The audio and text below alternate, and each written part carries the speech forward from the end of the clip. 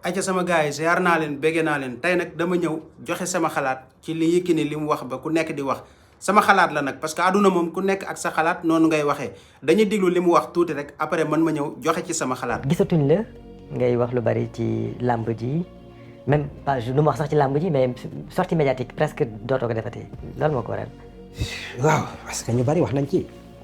xam nga nag penc moo xam ne ñëppay wax je préfère nga toog parce que ñëpp waruñu wax Chérif. am na ñoo xam ne li gën a dangereux ci àdduna nit ki xamul ba pare di wax loolu moo gën a dangereux ci àdduna parce que kàddu moom bu xasee génn surtout léegi xarala yu bees yi loo wax tey bala ngaa pare àdduna yëpp jot ci bu fekkee ñëppay wax nag boo xamee sa bopp da ngay dem toog parce que benn moment wax sax dootul am njëriñ li nga wax lu waax wala lu war a jëriñ mais comme am na nit ñi loo xam ne moom lañ gën a soxlu déglu lu baaxul kaa déglu yu kenn xamul jaratul ngay wax. yaakaar naa ñun ñëpp a déggandoo li mu wax man nag fi may tàmbalee mooy ci sama xalaat man ak sama gis-gis ak sama dégg-dégg Yékini li mu wax dara nekku ci te li mu wax tamit li mu wax sax man far maanaam Yékini dafa far am dëgg moom ci li mu wax nii daf ci far am dëgg ci waa axlu làmb parce que moom nee na boo demee ba ñëpp di wax day laaj yow nga noppi mais wax na dëgg parce que xoolal moom lu ndaw lii mu wax rek tuuti rek la wax tuuti ku nekk ngi naan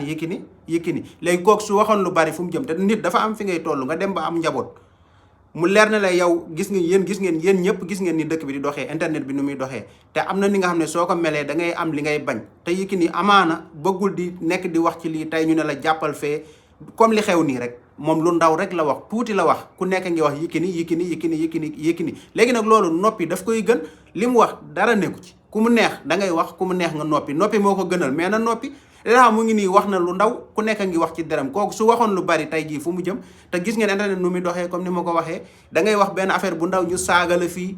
lu nekk ñu def la ko te nga am ay doom am ay njaboot ñun ñii sax daf ñuy dal dañuy def vidéo ñu saaga ñu am nañ ay rakk am ay mag des fois dañ koy dugg ci commentaire yi liir gis ñu saaga loolu du leen neex ñoom donte ñun ci lañ nekk taamu nañ ko mais dafay am fu muy toll ni mu ko waxee noppi dafay gën wax te man moom laa àndal Yékini fi nga ko jàpp foofu la noppi moo la gënal noppi soo amee loo war a wax nga dem fu la neex nga waxee ko foofu parce que gis naa ñuy wax naan buy wax dafa war a ñëw ci côté làmb mu waxee fa mais Evenprod Média la dem wax fa mais nit fi nga bëgg a waxee foofu ngay dem nga waxee foofu la bëgg a waxee su ko neexoon mu ñëw waxee ci man fee la bëgg a waxee na fa pour man dara nekku ci quoi man moom sama xalaat li Yékini wax ak li mu def ak ni mu noppeek dalam ak lépp dara nekku ci te ni mu ko jàppee foofu noonu la kenn du la saaga kenn du la def dara yaa ngi nii wax lu ndaw rek ku nekk ngi wax kooku soo waxee lu bëri foo jëm sama xalaat la woon nag mi ngi noonu ba beneen yoon incha allah.